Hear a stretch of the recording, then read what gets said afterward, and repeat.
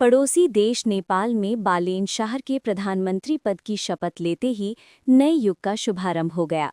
35 वर्षीय युवा एवं तेज तर्रार नेता बालेन शाह ने 12:34 शुभ मुहूर्त में प्रधानमंत्री पद की शपथ लेकर दक्षिण एशिया देशों में एक नया संदेश दे दिया है। 108 पंडितों और बौद्ध धर्मावलंबी के वैदिक मंत्रोच्चार के बीच नेपाल के प्रधानमंत्री बालेन शाह ने शपथ ली। शंख ध्वनि से शीतल भवन गूंज उठा।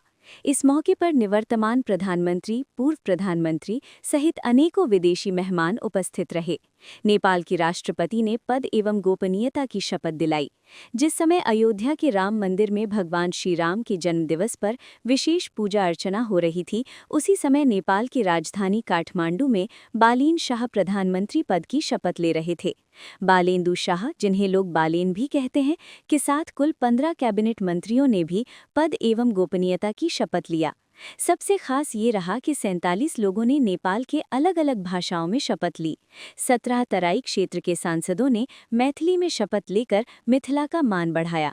बालेन शाह अपने शपथ ग्रहण समारोह को ऐतिहासिक बनाते हुए एक तरफ जहां हिंदू राष्ट्र को दर्शाया, वहीं दूसरी ओर बौद्ध धर्म के प्रति अटूट आस्था दिखाया है। राष्ट्रपति भवन के सामने भारी भीड़ उमड़ पड़ी थी और अपने नए प्रधानमंत्री का एक झलक पाने के लिए लोग बेताब थे। इस शपथ ग्रहण समारोह में नेपाल और भारतीय संस्कृति का अद्भुत मिश्रण दिखा। बालेन शाह के सामने कई चुनौतियां मुंह बाए खड़ी है। नेपाल राष्ट्र को अपने पौराणिक अस्मिता को बचाकर विकसित करने की चुनौती इनके सामने है। बेरोजगारी, पलायन, शिक्षा, स्वास्थ्य और आधारभूत संरचना के क्षेत्र में बालेन शाह को बड़े ही सावधानी से कदम बढ़ाना होगा और कुछ नया करके दिखाने की बड़ी चुनौती है।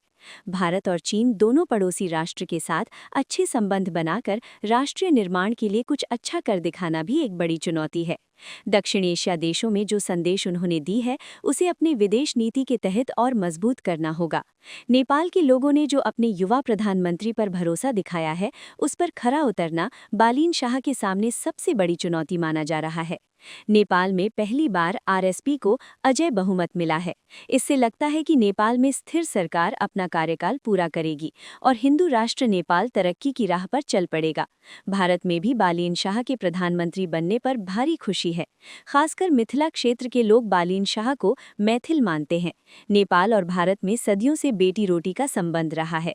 तराई क्षेत्र के लोगों का मानना है कि बालेन शाह के प्रधानमंत्री बनने से ये संबंध और मजबूत होगा। बालेन शाह के पूर्व में दिए गए बयान और एक नक्शा ने विवाद खड़ा कर दिया था। जो भी हो, बालेन शाह ने नेपाल की राजनीति में एक इतिहास रच दिया है और रैप गायक से प्रधानमंत्री तक का सफर दुनिया को आकर्षित कर लिया है। बालेन शाह का इरादा नेक है, इसीलिए तो नेपाल में आज रामनवमी, होली और दिवाली तीनों साथ साथ मनाया जा रहा है। नेपाल के सभी दिग्गजों को पीछे छोड़ते हुए महोत्तरी जिला का एक 35 वर्षीय लड़का नेपाल का दिल जीतकर शीर्ष पद बैठ गया है। उम्मीद है कि भारत और नेपाल का संबंध और मजबूत होगा और नेपाल की पवित्रता और अलौकिक संस्कृति पूरी दुनिया में एक नया पहचान बनाएगा। नेपाल के लिए नए प्रधानमंत्री नया सवेरा लेकर आएगा, ऐसा हर कोई मान रहे हैं।